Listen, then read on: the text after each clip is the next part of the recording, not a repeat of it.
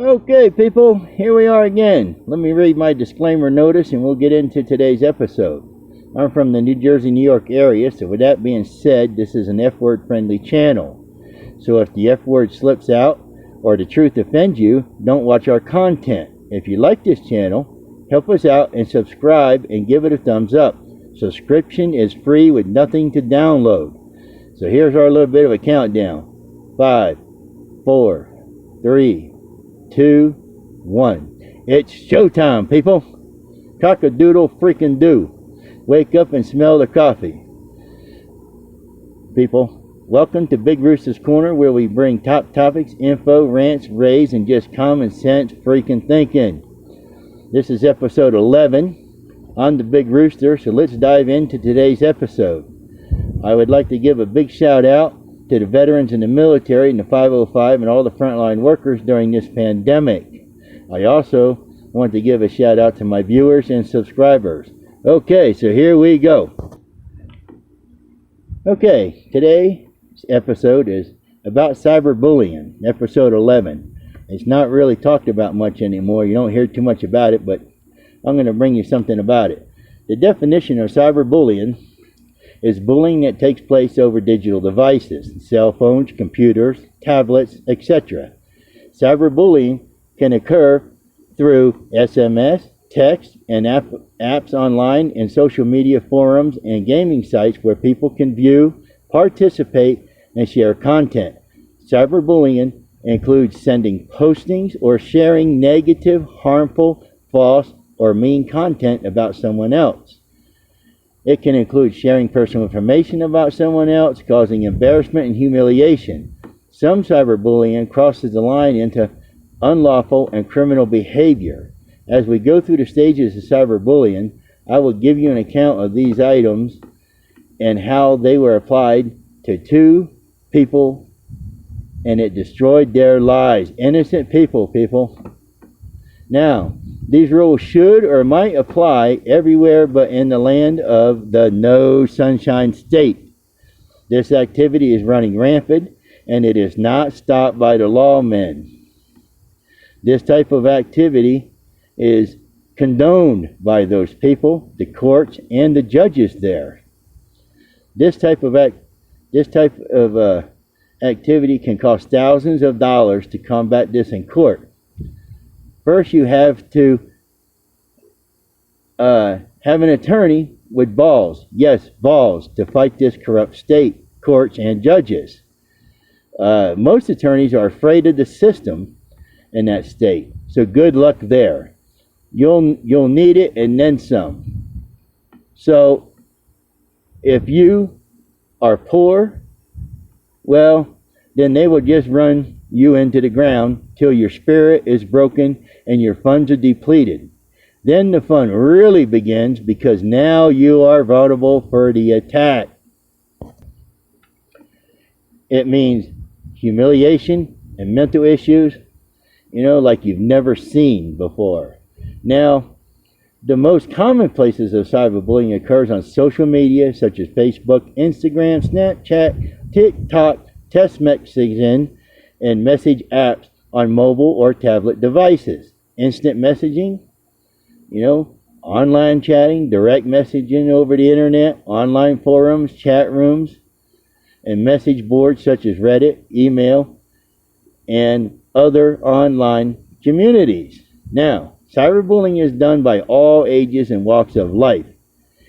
It is not just reserved for young kids in school or college.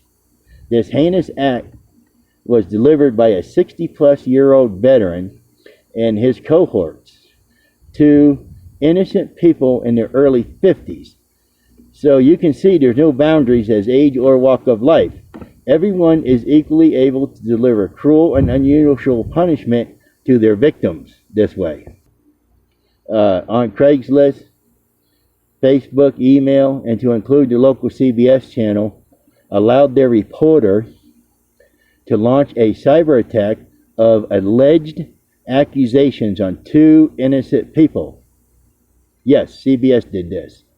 This ruined the people's lives and swayed the public to banish these people from their job, their home, funds, and the damage has been going on for 5 years. Later, still going on at this time. The fake news CBS delivered this despicable older veteran who put pictures on Craigslist, stole pics from Facebook, and used the U.S. Postal Service to deliver his wrath. I understand how children and young adults can be very damaged and even commit suicide over such treatment. This internet was created for good, but as anything turns out, into a violent playground for bullies and unscrupulous people that like to hide behind a computer screen. Kids don't have the coping skills of adults. So this is a very devastating act, of an attack on them. It's easy to do because they're young. Now we have another concern with the prevalence of social media and digital forums. Comments, photos, posts, and content shared by individuals and often be viewed by strangers, well as family members and innocent people. Now, how this fits into the story. This despicable older veteran put posts online 24 hours a day, 7 days a week for over 6 months in the beginning. He stole pictures off of the Facebook. Facebook did nothing. They said there's nothing they can do about this. The pictures were modified to humiliate and degrade and spread lies. This person even tried to sell the victim's home and business. The innocent couple tried going to the local police, the courts, the lawyers, and no one would try to help them in resolving this matter. The authorities in the No Sunshine State said nothing they can do unless they physically do something to you, and then we're in a stand your ground law state at that point. Well, that's not always hard to prove. Anyway, and there's more special concerns continued. The content, as well as any negative, mean, or harmful content, it creates a kind of permanent public record of their views, as well as other people's views, activities, and behaviors. This public record can be thought of an online reputation, which maybe, could be accessible to the schools, employers, employees, colleges, clubs, and any others that research your name. Cyberbullying can harm the life and the reputation of everyone involved, not just the person being bullied, but the person doing the bullying. Well, not likely for the person bullying, but, I guess you can. Once these images and posts are online, it can have devastating effect to the one being bullied, such as losing family, friends, home, business, due to 24-hour bullying for over 6 months plus. The two innocent people that were cyber-bullied and are victims attempted to remove all the ads as they popped up, but eventually the negative ads got the better of the victims. The victims of the ads on Craigslist kept trying 24 hours a day and 7 days a week, and Craigslist wouldn't help stop this mutant either. So, there was no help at this point, But the web crawlers picked up these ads and redistributed them all over the internet on various sites. Once that happened, it's all over. Business, life, friends, home, peace of mind. The ads could no longer be removed. They are there forever online.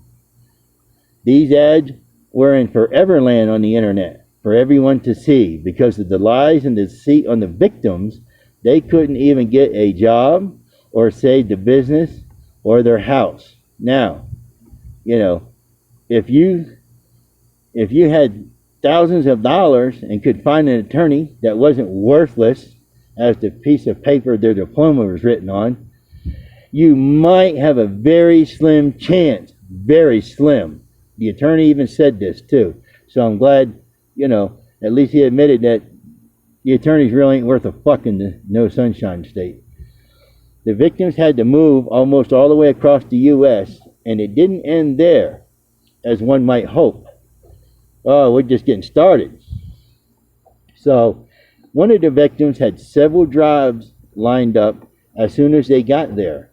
Upon the arrival, the prospects that were all lined up went away due to the online lies because they researched this person on the internet.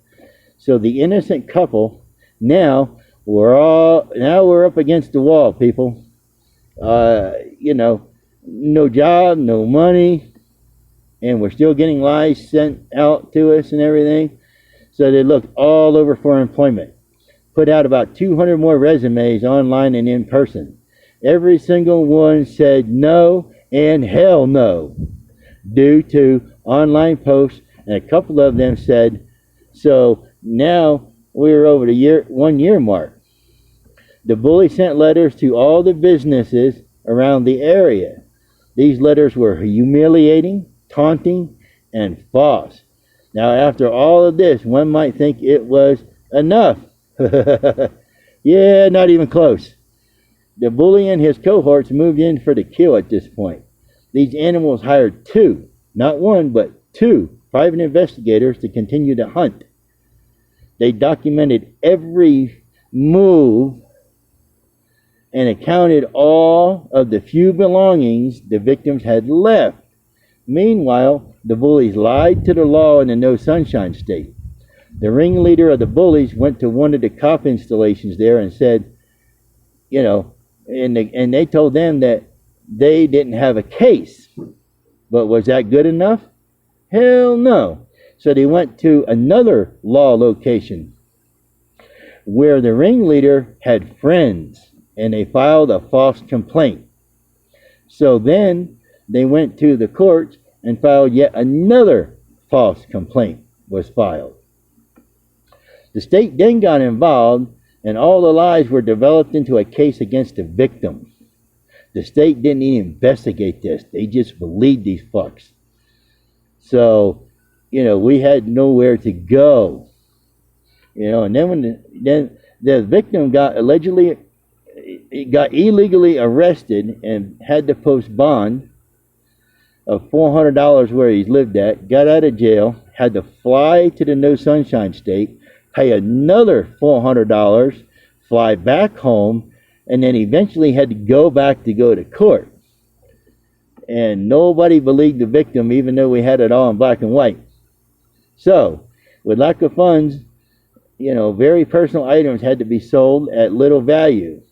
So now, since the victim got arrested, they had to move again per the landlord because, they didn't want somebody getting arrested and living there. So we had to move again. More money out of their pocket. The ringleader then vowed to see the victims broke, sick, homeless, and all possessions left gone. Then the intent was to have one of the victims in jail and lose everything. Remember, this is a veteran doing this to another veteran. Okay? So, not very scrupulous. He should have learned in the military. So as we see, persistent attacks on digital devices offer an ability of immediate and continuous harmful attacks can be mounted, whether they are true or false. With online communications, it can be 24 hours a day now and very damaging to its victims. It could be rough for children. They don't have the capacity to cope with it like adults can. So that puts them in a very, very bad situation. And it's hard for adults to deal with it too when it's done to them. Especially when they lose everything they ever worked for in their whole goddamn life.